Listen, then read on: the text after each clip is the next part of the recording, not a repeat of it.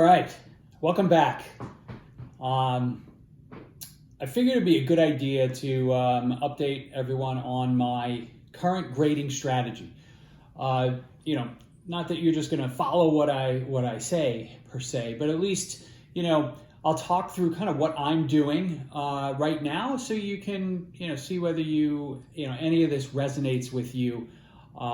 In terms of you taking your raw cards and trying to get them graded. So I think the long and the short of it is right now, I am grading absolutely nothing. No new submissions. I haven't done a new submission in a while. I don't plan on doing one anytime soon. We'll see what happens when PSA comes back, because that will move the market, so to speak. But I figured it'd be good to just kind of go through, I guess, the 5 possible graders that seem to be out there and just give you my opinion on them. Number 1, start from the I guess newest to most established, if you will. Number 1, HGA.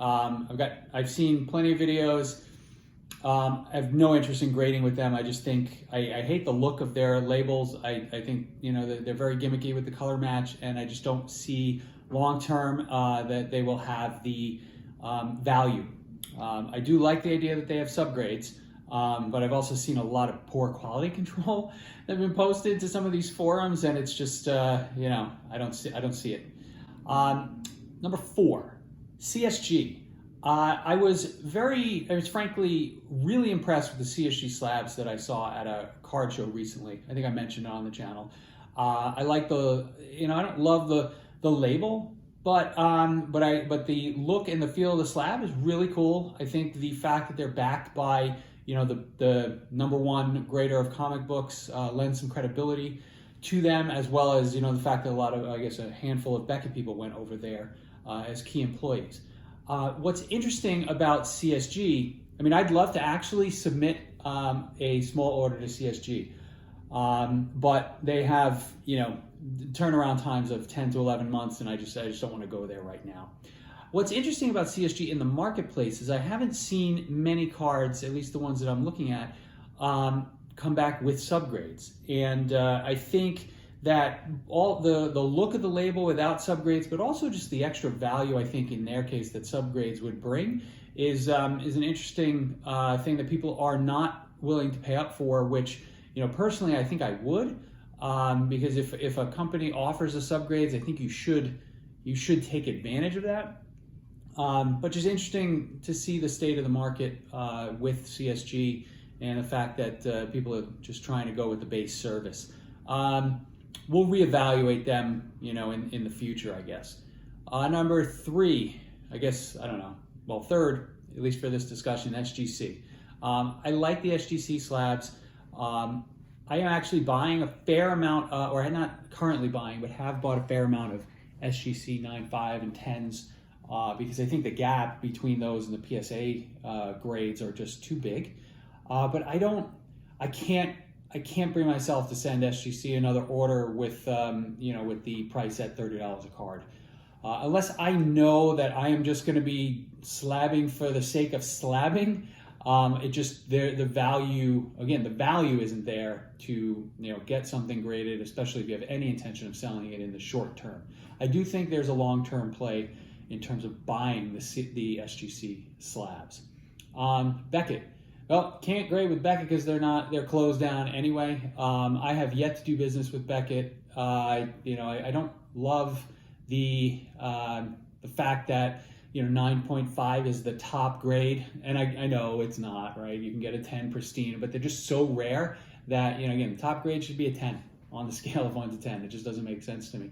And that being said, I do have a handful of thick cards, right? The RPAs or stuff like that maybe one day I will send to them, even though my plan is to ultimately just send them over to PSA and deal with the fact that they are tougher on grading those, when they come back. Which brings me to PSA. So like I said, I have no intention of sending in any new submissions. I have a lot of cards coming back from PSA, so there's, I have to manage that, flow financially, and the way that the stuff's actually moving through the system right now, I feel like I'm gonna, even though I spaced out the orders like once a month, roughly, even 6 weeks in between each other, I feel like they're gonna come back in rapid succession, and I'm gonna have a big bill to pay, which again, most of it was just to kind of get some of the collection liquid to sell and move forward. But in the end, I still think PSA is going to be the primary grader that I move forward with. But the question is, what cars can we grade with PSA in the future? Right now, the last video that you saw was 73 cards. A lot of stuff from the 80s, some from the 90s, some vintage cards that weren't in, I wasn't expecting high grades on. Those cards are ungradable now. Unless PSA comes back with, pricing that somehow gets bulk orders, under $15 a card, I just don't see those. They're not gradable anymore. So a lot of the cards I went through in my basement, I have a giant box that, was marked PSA. I got to go through those again and really be selective around, but from a quality perspective, but also from a standpoint of, what makes sense to grade going forward with them. The other thing is I don't have tons of cards that are, I would say, raw value of, $500, $600, $700 and up. And those are really the only ones that I think you can even attempt to grade right now, given the fees at a minimum of $200. I have plenty of cards that I would say I'd be willing to pay $75, perhaps $100.